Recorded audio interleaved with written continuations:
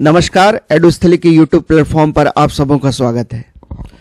मैं आपको बता दूं कि मैं इंडियन इकोनॉमी के इम्पोर्टेंट टॉपिक्स जिनसे परीक्षा में आपको प्रश्न देखने को मिलते हैं उन सभी को मैं कवर करने जा रहा हूं और मैं इसको ऑब्जेक्टिव क्वेश्चंस के थ्रू कवर करूंगा और जितने भी प्रीवियस ईयर्स के क्वेश्चंस आपको परीक्षा में देखने को मिले हैं, चाहे वो यूपीएससी, एसएससी या अलग स्टेट पब्लिक सर्विस कमीशन की जितनी भी परीक्षाएं हैं और जो भी प्रश्न आपको पहले पूछे जा चुके हैं उन सभी को मैं कवर करूंगा और ऑब्जेक्टिव क्वेश्चंस के एक्सप्लेनेशन के दौरान ही मैं आपको कॉन्सेप्ट क्लियर करने की कोशिश करूंगा। जो भी इंपॉर्टेंट फैक्ट्स एंड फिगर्स होंगे उस क्वेश्चन के रिलेटिंग उनको मैं अपनी इस वीडियो लेक्चर के दौरान कवर करूंगा ताकि आपकी बेसिक अंडरस्टैंडिंग डेवलप हो सके और इंडियन इकोनॉमी का जो सेक्शन से जो प्रश्न देखने को मिलते हैं उनको आप आसानी से सॉल्व कर सकें। तो मेरा आपसे ये अनुरोध होगा कि आप इस वीडियो लेक्चर को पूरा देखें और जो बच्चे हमारे चैनल से नए जुड़े हैं वो चैनल को सब्सक्राइब जरूर कर लें ताकि आप भी इस सीरीज का लाभ उठा सकें और ज़्यादा से ज़्यादा बच्चों के बीच आप इस वीडियो लेक्चर को शेयर करें ताकि दूसरे बच्चों तक भी इसका लाभ पहुंच सके। आज मैं 5 ईयर प्लान्स इन इंडिया, जो इंडियन इकोनॉमी का एक बहुत ही महत्वपूर्ण टॉपिक है, उसके ऑब्जेक्टिव क्वेश्चंस को मैं आप तक लेके आया हूं। इसको मैं 3 पार्ट में कवर करूंगा। आज मैं प्लानिंग का जो बेसिक फ्रेमवर्क था इंडिया में, start of the 5 year plans, वहां से मैं 4th 5 ईयर प्लान तक डिस्कस करूंगा। उसके बाद नेक्स्ट वीडियो में बाकी 5 ईयर प्लान्स और नीति आयोग का डिटेल एक्सप्लेनेशन लाया जाएगा। तो चलिए बच्चे स्टार्ट करते हैं। प्रश्न संख्या 1, who wrote the book entitled planned economy for India which was published in 1934? 1934 में प्रकाशित प्लान्ड इकोनॉमी फॉर इंडिया नामक पुस्तक किसने लिखी थी? इसका आंसर है एम विश्वेश्वरैया। एम विश्वेश्वरैया एक इंजीनियर, स्टेट्समैन और स्कॉलर थे और उन्होंने एक आउटलाइन, प्लानिंग प्रोसेस का एक आउटलाइन दिया अपने इस पुस्तक के द्वारा और इन्हें father of economic planning of in India का दर्जा भी दिया गया और इन्हें भारत रत्न, जो भारत का सर्वोच्च नागरिक सम्मान है, उससे भारत सरकार ने इन्हें साल 1955 में इन्हें भारत रत्न से नवाजा गया। प्रश्न संख्या 2, the Indian national Congress in 1938 constituted a national planning committee to discuss the requirement and possibility of planning in India. Who was the chairman of this committee? 1938 में भारतीय राष्ट्रीय कांग्रेस ने भारत में योजना की आवश्यकता और संभावना पर चर्चा करने के लिए राष्ट्रीय योजना समिति, नेशनल प्लानिंग कमेटी का गठन किया। इस समिति के अध्यक्ष कौन थे? इसका आंसर है पंडित जवाहरलाल नेहरू। और आपको पता होगा 1938 का कांग्रेस सेशन हरिपुरा में हुआ था और उसके चेयरमैन सुभाष चंद्र बोस जी थे। उन्हीं के द्वारा नेशनल प्लानिंग कमेटी का गठन किया गया और एनपीसी, नेशनल प्लानिंग कमेटी का गठन किया गया, जिसके चेयरमैन पंडित जवाहरलाल नेहरू जी को बनाया गया।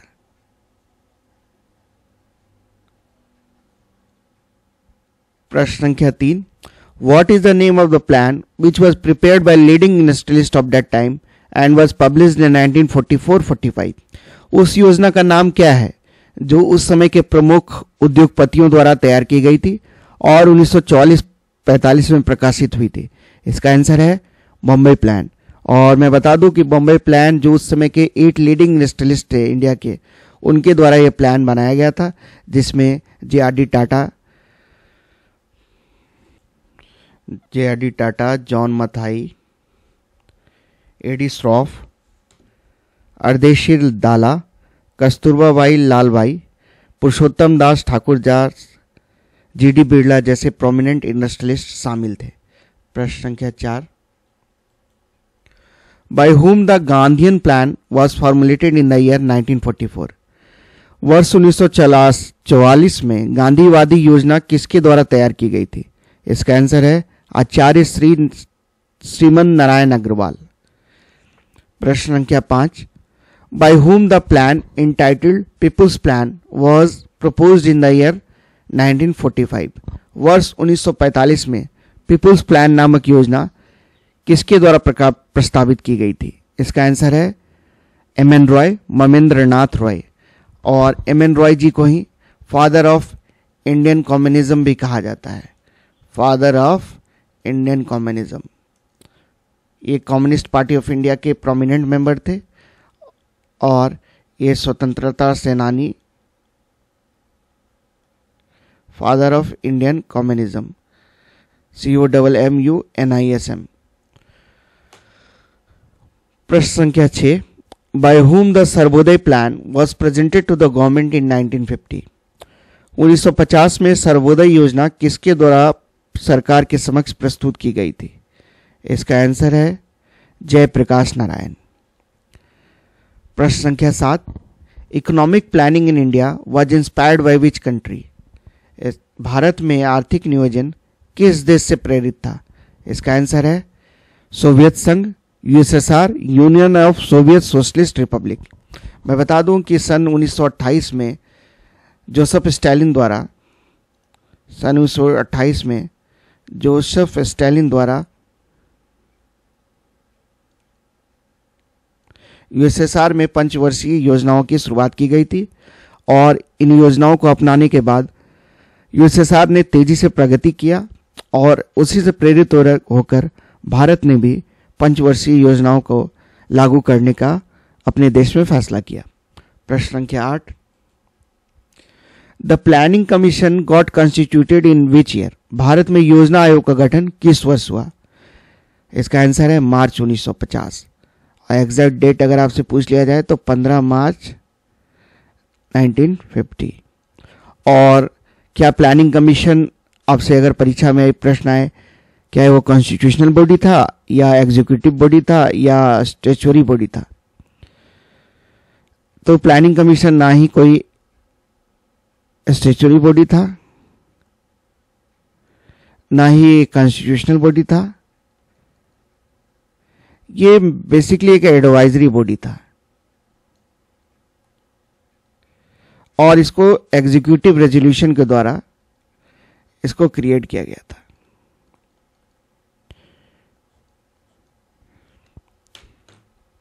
प्रश्न संख्या 9, who is known as the father of economic planning in India? Bharat में आर्थिक नियोजन के जनक के रूप में किसे जाना जाता है? इसका आंसर है श्री एम विश्वेश्वरैया, सर मोक्षागुंडम विश्वेश्वरैया। प्रश्न संख्या 10, who served as the chairman of the planning commission?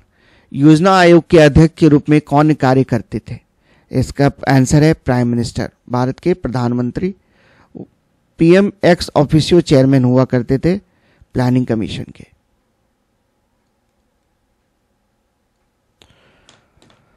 प्रश्न संख्या 11, the national development council was formed in which year? राष्ट्रीय विकास परिषद का गठन किस वर्ष किया गया था? इसका आंसर है 6 अगस्त 1952।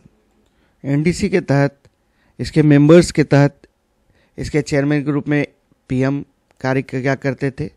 उसके बाद इस जितने भी यूनियन कैबिनेट मिनिस्टर्स थे वो भी इसका मेंबर होते थे, ऑल यूनियन कैबिनेट मिनिस्टर्स। उसके अलावा CM, chief ministers of all state. उसके अलावा रिप्रेजेंटेटिव्स ऑफ यूनियन टेरिटरीज, केंद्र शासित प्रदेश के प्रतिनिधि भी इसके तहत शामिल थे, रिप्रेजेंटेटिव्स ऑफ यूनियन टेरिटरीज। तो NITI Aayog national development council का गठन 6 अगस्त 1952 को इसलिए किया गया था ताकि जो भी संसाधन है वो अच्छे से मोबिलाइज हो सके और एक कॉमन इकोनॉमिक पॉलिसीज बन सके। जितने भी वाइटल स्पेयर्स हैं उन पे सभी राज्यों के बीच समन्वय स्थापित हो सके और सभी राज्य भी भागीदार अपने आप को मान सकें टॉप डाउन अप्रोच नहीं, बॉटम अप अप्रोच के तहत प्लानिंग की प्रक्रिया आगे बढ़ सके। इसके तहत नेशनल डेवलपमेंट काउंसिल का गठन किया गया था ताकि सभी राज्यों का जो मत है उनको लिया जा सके और कॉमन इकोनॉमिक पॉलिसीज जो भी देश के फास्टर डेवलपमेंट के लिए जरूरी हो सके उसका क्रियान्वयन हो सके। तो चलिए आगे बढ़ते हैं। प्रश्न संख्या 12, who presides over the national development council of India? Bharat की राष्ट्रीय विकास परिषद की अध्यक्षता कौन किया करते थे? इसका आंसर है प्राइम मिनिस्टर। प्रश्न संख्या 13, name the institution who acted as the final authority to approve 5-year plans in India. उस संस्थान का नाम बताइए जिसमें भारत में पंचवर्षीय योजनाओं को मंजूरी देने के लिए अंतिम प्राधिकारी के रूप में कार्य किया। इसका आंसर है नेशनल डेवलपमेंट काउंसिल, राष्ट्रीय विकास परिषद। राष्ट्रीय विकास परिषद ही वो एजेंसी थी जो 5-year प्लान्स को फाइनली अप्रूव करती थी। प्रश्न संख्या 14, who served as the first deputy chairman of the planning commission? योजना आयोग के प्रथम उपाध्यक्ष के रूप में किसने कार्य किया? इसका आंसर है गुलजारी लाल नंदाजी जी ने। प्रश्न संख्या 15, planning commission has been replaced by which agency? योजना आयोग का स्थान पर किस एजेंसी ने रिप्लेस किया गया है? इसका आंसर है नीति आयोग। और आपको पता ही होगा कि प्राइम मिनिस्टर नरेंद्र मोदी के द्वारा प्लानिंग कमीशन को डिसमेंटल कर उसी के स्थान पर नीति आयोग का गठन किया गया। और ये नीति आयोग का गठन 1 जनवरी 2015 को किया गया। और आप सभी बच्चों को इसका फुल फॉर्म भी तो मालूम ही होगा, national institution for transforming India. और बेसिकली ये थिंक टैंक है गवर्नमेंट ऑफ इंडिया का। नीति आयोग के रिगार्डिंग और भी जो बेसिक डिटेल्स होंगी, जो भी इंपॉर्टेंट डिटेल्स होगी, उनको हम अलग से एक वीडियो में कवर करेंगे। और तो आगे बढ़ते हैं। प्रश्न संख्या 16, what was the full form of NITI Aayog? NITI Aayog का पूर्ण रूप क्या है? इसका आंसर है national institution for transforming India. NITI Aayog was established on which date? NITI Aayog की स्थापना किस तिथि को हुई थी? इसका आंसर है 1 जनवरी 2015 को। तो प्रश्न संख्या 18 से हम पहली पंचवर्षीय योजना को देखेंगे। What is the duration of the first 5-year plan? प्रथम पंचवर्षीय योजना की अवधि क्या है? इसका आंसर है सन 1951 से 1956। प्रश्न संख्या 19, the first 5-year plan was based on which model? प्रथम पंचवर्षीय योजना किस मॉडल पर आधारित थी? इसका आंसर है हैरोल्ड डोमर मॉडल।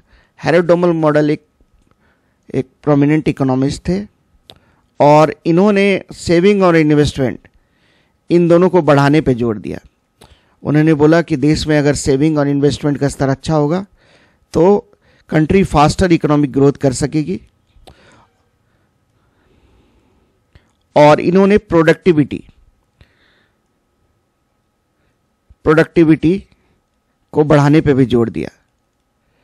प्रोडक्टिविटी को बढ़ाने के लिए उन्होंने बोला कि अगर हम एफिशिएंट यूटिलाइजेशन ऑफ कैपिटल को करेंगे तो देश में जो इकोनॉमिक ग्रोथ है उसको हम इम्प्रूव कर सकते हैं, उसकी ग्रोथ रेट को इम्प्रूव कर सकते हैं और जो भी प्लानिंग प्रोसेस है उनके जो भी टारगेट्स हैं हम उसको आसानी से प्राप्त कर सकते हैं। प्रश्न संख्या 20, the main emphasis of the first 5-year plan was on which sector? प्रथम पंचवर्षीय योजना का मुख्य जोर किस क्षेत्र पर था? इसका आंसर है प्राइमरी सेक्टर। और प्राइमरी सेक्टर आपको पता ही होगा, तो इसके तहत क्या क्या आते हैं? इसके तहत एग्रीकल्चर, फॉरेस्ट्री, माइनिंग, क्वेरिंग, ये सारी गतिविधियां प्राइमरी सेक्टर के तहत आती है। और उसमें भी सबसे मेन फोकस हमारा एग्रीकल्चर पे था, क्योंकि आपको पता होगा कि उस समय हमारे देश में इन्फ्लेशन, रिहेबिलिटेशन ऑफ रिफ्यूजीज,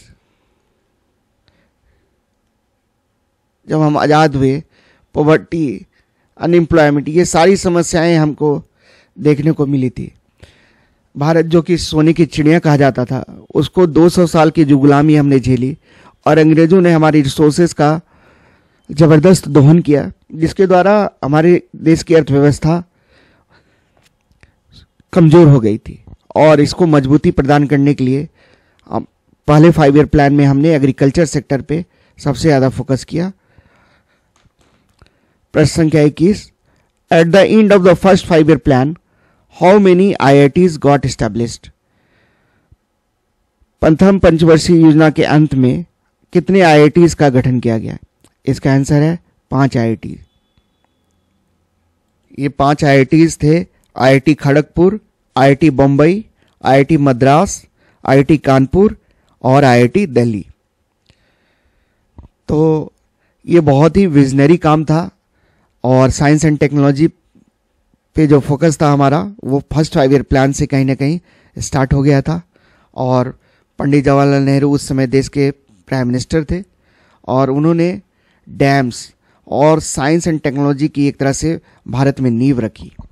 वही प्रश्न संख्या 22 का वही हमारा सवाल है कि India's first 5 year plan provided for the establishment of 3 major hydro electric projects, name them. Bharat की पहली पंचवर्षीय योजना में 3 प्रमुख जल विद्युत परियोजनाओं की स्थापना का प्रावधान किया गया, उनका नाम बताएं। इसका आंसर है भाखरा नांगल डैम, हीराकुद डैम और नागार्जुन सागर डैम। भाखरा नांगल डैम आपको पता है कि कंक्रीट ग्रेविटी डैम है और ये लार्जेस्ट डैम है भारत का। और ये किस रिवर पे है आपको ये बताना है कमेंट बॉक्स में। हीराकुद डैम महानदी रिवर पे उड़ीसा में स्थित है और वहीं नागार्जुन सागर डैम आंध्र प्रदेश तेलंगाना में स्थित है। नागार्जुन सागर डैम किस रिवर पे स्थित है ये भी आप कमेंट सेक्शन में बताएंगे। और जहां तक मैं बता दूं कि अगर आपसे पूछा जाए कि विच is the longest earthen dam in the world, तो इसका आंसर इन्हीं 3 डैम्स में छुपा है। आपको बताना है कि इसका आंसर क्या होगा। प्रश्न को आप एक बार फिर से सुन लें। Which is the longest earthen dam in the world? Earthen dam.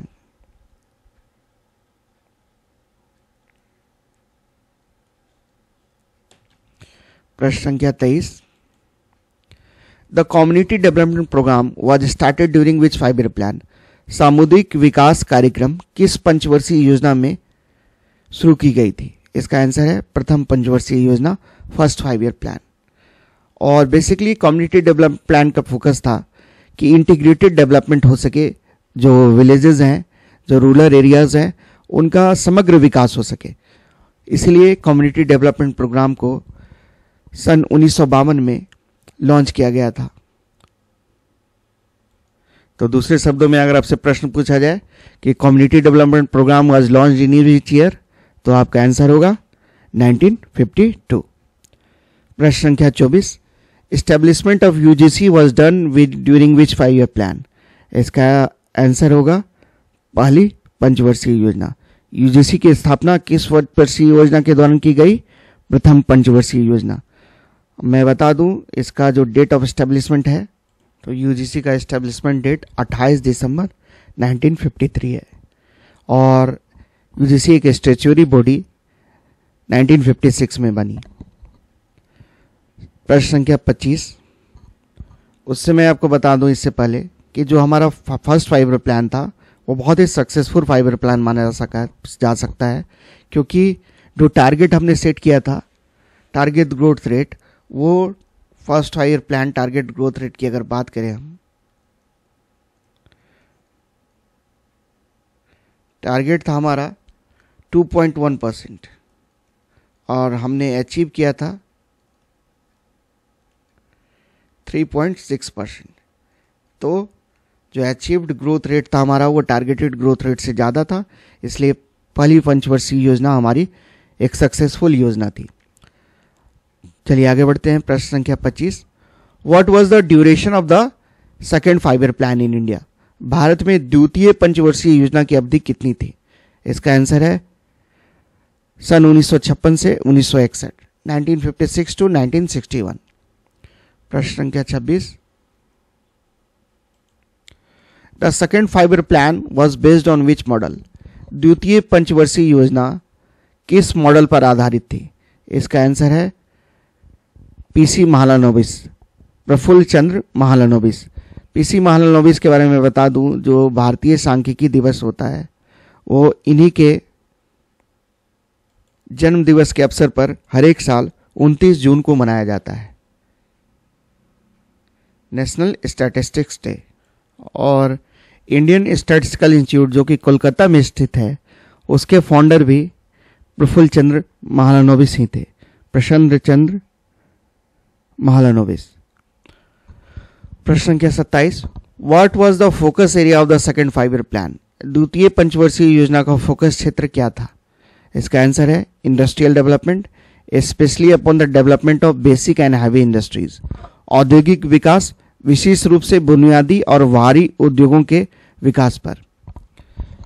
द्वितीय पंचवर्षीय योजना के तहत ही इंडस्ट्रियल डेवलपमेंट की नींव भारत में रखी गई और इसके तहत एक इंडस्ट्रियल पॉलिसी बनाई गई और जिसका नाम था इंडस्ट्रियल पॉलिसी रेजोल्यूशन 1956, जो हमारा अगला प्रश्न है।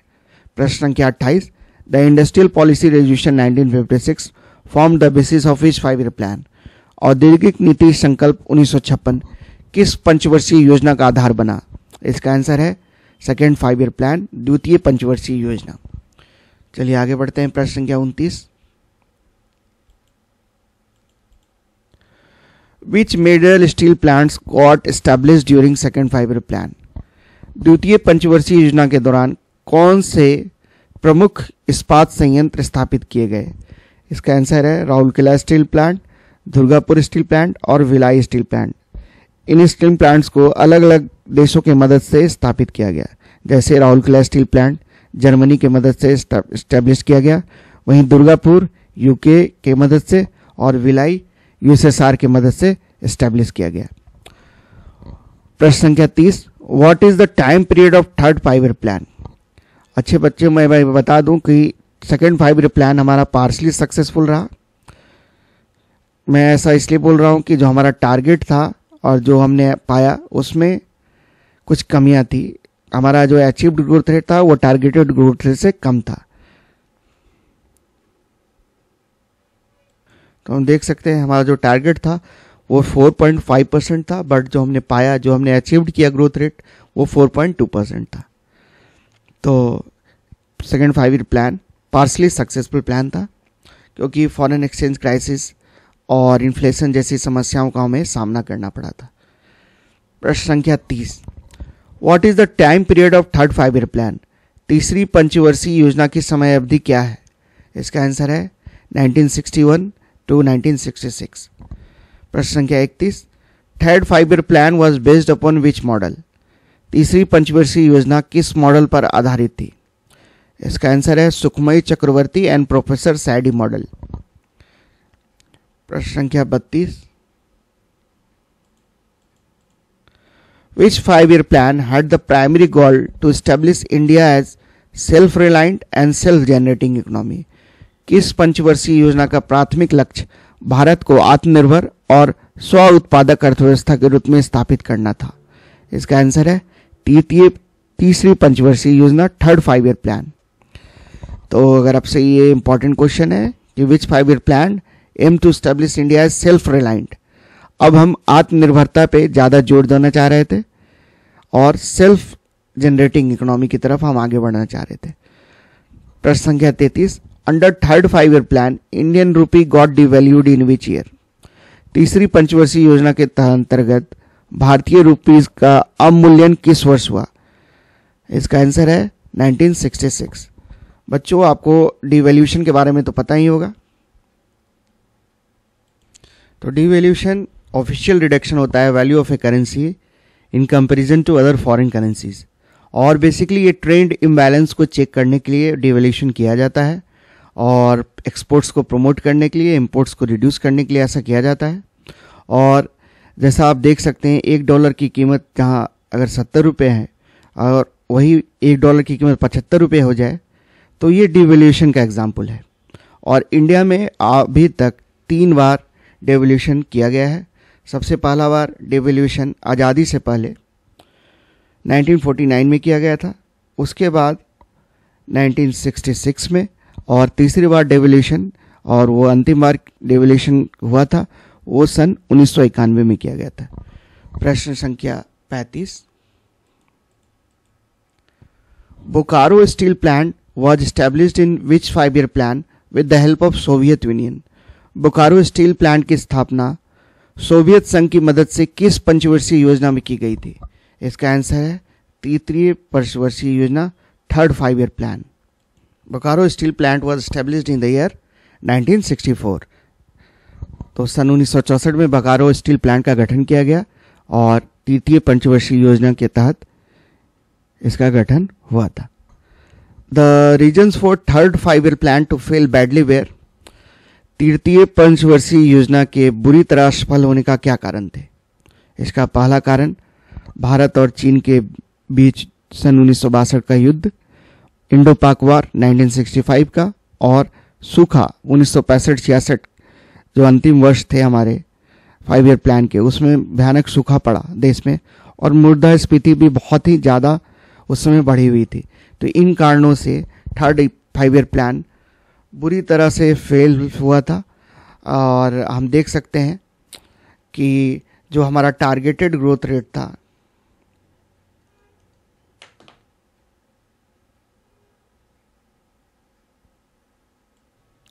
तो टारगेटेड ग्रोथ रेट जहां हमारा 5.6% था वही हमने मात्र 2.72 या 2.8% भी आप बोल सकते हैं हमने प्राप्त कर पाए हम थर्ड 5-year प्लान में।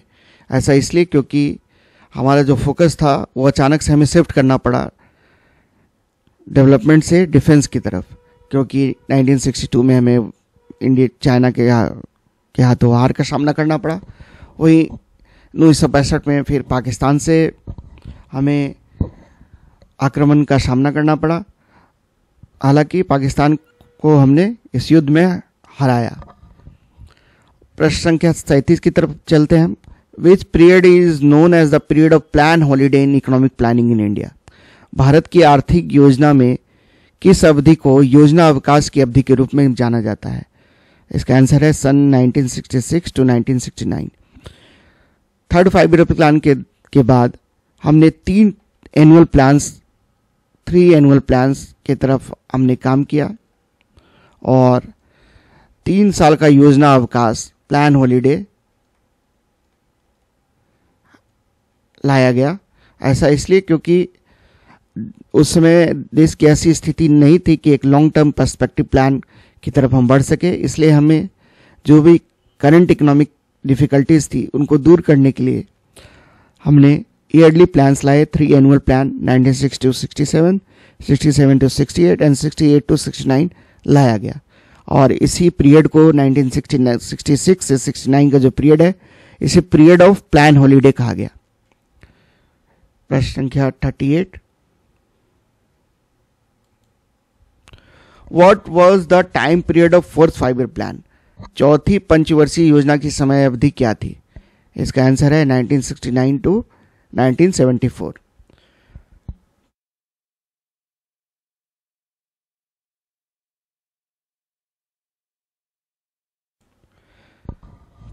The fourth 5-year plan was based on whose model? चौथी पंचवर्षीय योजना किस मॉडल पे आधारित थी? इसका आंसर है गडगिर फॉर्मूला एंड अशोक रुद्र और एलन एस मैनी प्लान। प्रश्न संख्या 40, what were the main objectives of the fourth 5-year plan? चौथी पंचवर्षीय योजना के मुख्य उद्देश्य क्या थे? इसका आंसर है growth with stability and progressive achievement of self reliance, स्थिरता के साथ विकास और आत्मनिर्भरता की प्रगतिशील उपलब्धि। तो थर्ड 5-year प्लान के फेल्योर के बाद हमने ये देखा कि जो हमारा फोकस होना चाहिए वो फास्टर ग्रोथ के साथ साथ स्टेबल ग्रोथ की तरफ भी हमारा फोकस होना चाहिए। और इसलिए इस प्लान का जो मोटिव था वो growth with stability and progressive achievement और सेल्फ रिलायंस की तरफ हम धीरे धीरे आगे बढ़ सके, ये फोर्थ 5-year प्लान का मेजर फोकस एरिया था। प्रश्न संख्या 41, what were the main events which happened during the fourth 5-year plan? चौथी पंचवर्षीय योजना के दौरान कौन सी मुख्य घटनाएं घटित हुई? इसका आंसर होगा, पहला हमने जो फेमस घटनाएं हैं उन सबको मैंने एक ही प्रश्न में शामिल कर लिया है। तो पहला अंडरग्राउंड हमारा फर्स्ट न्यूक्लियर टेस्ट पोखरान में कंडक्ट किया गया था। इसका नाम था ऑपरेशन स्माइलिंग बुद्धा, और उसमें जो प्राइम मिनिस्टर थी वो इंदिरा गांधी थी। और तो इंडिया ने पहला अपना न्यूक्लियर टेस्ट किया पोखरान में, और ये टेस्ट 1974 को किया गया। Second point, establishment of Indian space research organisation. ISRO की स्थापना भी 4th 5 ईयर प्लान के दौरान ही की गई 1969 में। और इसका हेडक्वार्टर कहाँ है आप ये कमेंट बॉक्स में लिखेंगे। उसके बाद 14 जो बैंक्स थे, मेजर बैंक्स थे, उनका राष्ट्रीयकरण किया गया, 14 बैंक्स। उसके बाद ड्रॉट प्रोन एरियाज प्रोग्राम, जो सुखाड़ की स्थिति हमें झेलनी पड़ी थी, और उसके बाद हमने ग्रीन रेवोल्यूशन, जो लास्ट 3rd 5 ईयर प्लान के जो एनुअल प्लान हमारा चल रहा था उसके समय ही हमने ग्रीन रेवोल्यूशन, जो हमारा एनुअल प्लान हमने देखा 1966 to 69, इसमें ग्रीन रेवोल्यूशन की तरफ हम आगे बढ़े थे। इवन 3rd 5 ईयर प्लान के लास्ट में ही, 3rd 5 ईयर प्लान के लास्ट ईयर्स जो थे हमारे 1965 to 1966, और specially during the annual plans, green revolution हमारा मेजर फोकस एरिया था। हरित क्रांति की तरफ हम आगे बढ़े, और आपको पता होगा कि हरित क्रांति के फादर भारत में प्रोफेसर MS स्वामीनाथन जी को माना जाता है, और वर्ल्ड लेवल पे father of green revolution Norman Borlaug.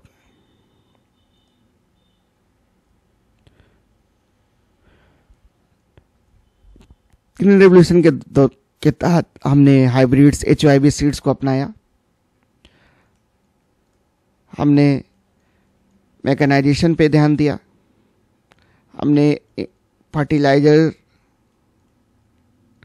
और पेस्टिसाइड्स का एप्लीकेशन एग्रीकल्चर में किया, और इम्प्रूव्ड वैरायटीज ऑफ सीड्स को, जो कि मैक्सिको के साइंटिस्ट नॉर्मन बोरलॉग के द्वारा डेवलप की गई थी, और फिलीपींस और दूसरी कंट्रीज में इसका उपयोग हो चुका था। तो इनसे हमारा जो वीट, स्पेशली वीट और जो राइस, इनका प्रोडक्शन बहुत तेजी से बढ़ा, स्पेशली वीट, इसलिए इसे वीट रेवोल्यूशन के नाम से भी जाना जाता है। तो हमने फूड सेल्फ सफिशिएंसी हासिल की, और जो इससे पहले तक जो हम PL 480 के तहत जो US की एक स्कीम थी, जो योजना के तहत हम इंपोर्ट कर रहे थे, PL 480 एक एग्रीमेंट था US और इंडिया के बीच। इसके तहत हम वीट का इंपोर्ट कर रहे थे अपने देश में, और मैं बता दूं कि US द्वारा उन वीट्स को इंडिया में इंपोर्ट दिया जा रहा था, उनका एक्सपोर्ट किया जा रहा था, जो वो अपने मवेशी, स्पेशली सुअर, पिग को खिलाया करते थे। तो हमारे देश की प्रेस्टीज की भारत की बात थी, इसलिए हमारे प्राइम मिनिस्टर लाल बहादुर शास्त्री जी ने जय जवान जय किसान का नारा दिया, और इसके बाद हमारे जो मेहनत किसान थे उन्होंने इस टेक्नोलॉजी को अपनाया, और देश ने बहुत ही कम समय में सेल्फ सफिशिएंसी इन फूड प्रोडक्शन हासिल की, और आज हमारे इंडिया सेल्फ सफिशिएंट है फूड प्रोडक्शन में। और जो important events 4th 5 year plans में हुए, वो हमने फैमिली प्लानिंग पे हाईएस्ट प्रायोरिटी हमारा फैमिली प्लानिंग को दिया गया। फैमिली प्लानिंग हमने ऐसे फर्स्ट 5 ईयर प्लान से ही स्टार्ट की थी, बट जो हाईएस्ट प्रायोरिटी था वो 4th 5 ईयर प्लान में हाईएस्ट प्रायोरिटी दी गई फैमिली प्लानिंग, परिवार नियोजन कार्यक्रम पे। उसके बाद 1971 में फिर से पुनः भारत और पाकिस्तान के बीच युद्ध छिड़ा, और बांग्लादेश को आज़ादी भी, बांग्लादेश का जो लिबरेशन वॉर था वो भी 4th 5 ईयर प्लान के दौरान ही घटी।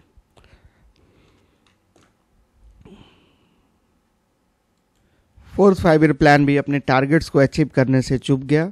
जहां हमारा टारगेटेड ग्रोथ रेट 5.7% था, वहीं हमने मात्र 3.3% ग्रोथ रेट को अचीव कर सकें। तो ये हमारे इस फर्स्ट पार्ट का अंतिम प्रश्न था। तो इस पार्ट में हमने क्या क्या देखा बच्चों, मैं फिर से आपको बता दूं। हमने देखा कि भाई जो भी important events first 5 year plan से फोर्थ 5 ईयर प्लान के बीच के जो भी इम्पोर्टेंट इवेंट्स थे उनको हमने कवर किया, और प्लानिंग कमीशन के गठन के बारे में हमने जाना। और प्लानिंग कमीशन के गठन से पहले भी जो इम्पोर्टेंट प्रयास किए गए थे इम्पोर्टेंट पर्सनालिटीज़ के द्वारा प्लानिंग के रिगार्डिंग, उन सभी प्रश्नों को हमने कवर किया। तो बच्चे, आपको ये सीरीज़ कैसा लगा, आपको ये क्वेश्चंस कैसे लगे, उसको आप कमेंट में ज़रूर बताएं।